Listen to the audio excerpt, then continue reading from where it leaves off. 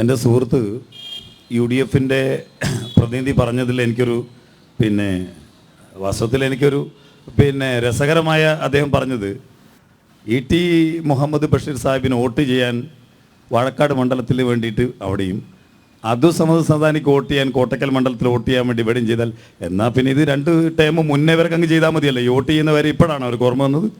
ഈ 2 കൂട്ടരും കൂടെ വോട്ടർ പട്ടികയിൽ പേര് 2 ആളുകളുടെയും അതാത് മണ്ഡലത്തിലാണെന്ന് 2 ടൈം മത്സരം കഴിഞ്ഞിട്ടാണ് അവർക്ക് ഓർമ്മ വന്നത്. 3 ടൈം മത്സരം കഴിഞ്ഞിട്ടാണ് ഓർമ്മ വന്നത്. ET മുഹമ്മദ് ബഷീർ MLA ആയിട്ട് മത്സരിച്ചത് എവിടെയാണ്? 2-3 തവണ മത്സരിച്ച തിരൂരാണ്. എന്നാൽ പിന്നെ അദ്ദേഹത്തിനെ കൊണ്ടോട്ടി മത്സരിപ്പിക്കണ്ടേ? അപ്പം അതുകൊണ്ട് പിന്നെ കണ്ണൂരിലാണ് അദ്ദേഹം മത്സരിച്ചത്. ഇതേവരെ ഉണ്ടായിട്ടില്ല. അപ്പം അതുകൊണ്ട് അതൊന്നുമല്ല സംഭവം. ഇത് സിറ്റിംഗ് MP എന്നുള്ള നിലയിൽ ഈ പൊന്നാനി ലോക്സഭാ മണ്ഡലത്തിലും മലപ്പുറം ലോക്സഭാ മണ്ഡലത്തിലും അത് അവിടെ ചർച്ച ചെയ്യുന്നതുകൊണ്ട് ഞാൻ വിശദീകരിക്കുന്നില്ല. 2 MPമാർക്കുമെതിരെ ശക്തമായ ജനവികാരമുണ്ട് എതിരായിട്ട്.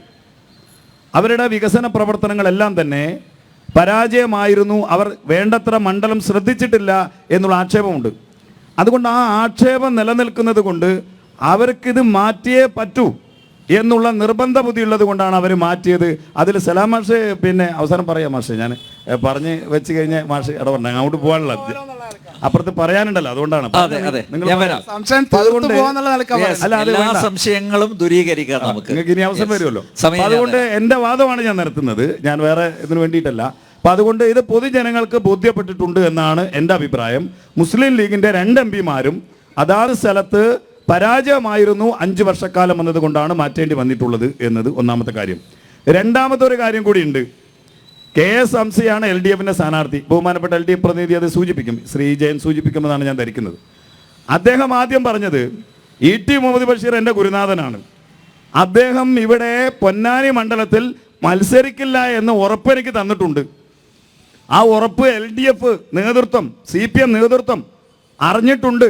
അതുകൊണ്ടാണ് ഞാനിവിടെ മത്സരിക്കാൻ തയ്യാറായത് എന്ന് ഹംസ തന്നെ മാധ്യമങ്ങളുടെ മുന്നിൽ പറഞ്ഞത്. അതിനർത്ഥം ഈ മണ്ഡലം മാറ്റത്തിലും ദുർബലമായ സ്ഥാനാർത്ഥിയെ നിർത്തുന്നതിലും പരസ്പരം ഗുരു ശിഷ്യന്മാരെയെല്ലാം സൗകര്യാർത്ഥമായി മത്സരിപ്പിക്കുന്നതിലുമെല്ലാം പണ്ട് പിണറായി വിജയനെതിരെ തെറി പറഞ്ഞ് നടന്ന സ്വർണ്ണക്കടത്തിൻ്റെ കേന്ദ്രം മുഖ്യമന്ത്രിയുടെ ഓഫീസാണെന്ന് പറഞ്ഞ ഹംസയെ ഉൾപ്പെടെ മത്സരിപ്പിക്കുന്നതിലുമെല്ലാം മുസ്ലിം ലീഗിൻ്റെയും CPMൻ്റെയും അന്തർധാര സജീവമാണ് എന്നുള്ളതാണ് എനിക്ക് ആ വിഷയത്തിൽ സൂചിപ്പിക്കാനുള്ളത്. രണ്ടാമത്തെ കാര്യം NDA സൂചിപ്പിക്കുന്നത്, പെട്ടെന്ന് ഞാൻ നിർത്താം. NDA ഇവിടെ സൂചിപ്പിക്കുന്ന ഈ വിഷയമൊക്കെ തന്നെയാണ്. ഇവർ തമ്മിലുള്ള പരസ്പര അഡ്ജസ്റ്റ്മെൻ്റാണ് ഇവിടെ നടക്കുന്നത്. ഇവിടെ വികസനം ചർച്ച ചെയ്യുന്നില്ല. പൊന്നാനി ലോക്സഭാ മണ്ഡലത്തിലെ തീരദേശ മേഖല ധാരാളം പ്രശ്നങ്ങൾ അനുഭവിക്കുന്ന പ്രദേശങ്ങളാണ്. അവിടെ ആവശ്യമായ വികസനം മത്സ്യത്തൊഴിലാളികൾക്ക് ലഭിക്കുന്നില്ല.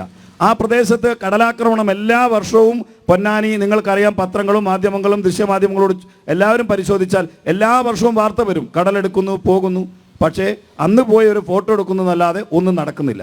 ഫലപ്രദമായി ഇപ്പോൾ എന്തെങ്കിലുമൊക്കെ ഈ മണ്ഡലത്തിലേക്ക് പുലിമുട്ട് നിർമ്മാണത്തിലും മത്സ്യ സമ്പദ് യോജനയിൽ പ്രധാനമന്ത്രിയുടെ ഫണ്ട് ഉപയോഗിച്ചും അതുപോലെ തന്നെ ഈ ഭിത്തി നിർമ്മിക്കുന്നതോടൊപ്പം തന്നെ മത്സ്യബന്ധന യാനങ്ങൾക്ക് വേണ്ടി എല്ലാം ഫണ്ട് അനുവദിച്ചുകൊണ്ട് പൊന്നാനി ലോക്സഭാ മണ്ഡലത്തിൽ അത്തരത്തിലുള്ള പ്രവർത്തനം ഈ ഗവൺമെൻറ് നടത്തിയിട്ടുണ്ട്. നരേന്ദ്രമോദിയുടെ ഗ്യാരണ്ടിയിൽ കഴിഞ്ഞ 5 വർഷക്കാലം ഈ ലോക്സഭാ മണ്ഡലത്തിൽ നടന്നിട്ടുള്ള MPമാർ കേന്ദ്രത്തിലും അതുപോലെ തന്നെ ഭരണത്തിലുള്ള സമയത്ത് അവരെ അനുകൂലിക്കുന്ന MPമാരുണ്ടായിട്ടും നടക്കാത്ത വികസനം റെയിൽവേ മേഖലയിൽ, ഹൈവേ മേഖലയിൽ, ഗ്രാമീണ റോഡുകളുടെ കാര്യത്തിൽ വികസന പ്രവർത്തനങ്ങൾ ഉണ്ടായിട്ടുണ്ട്.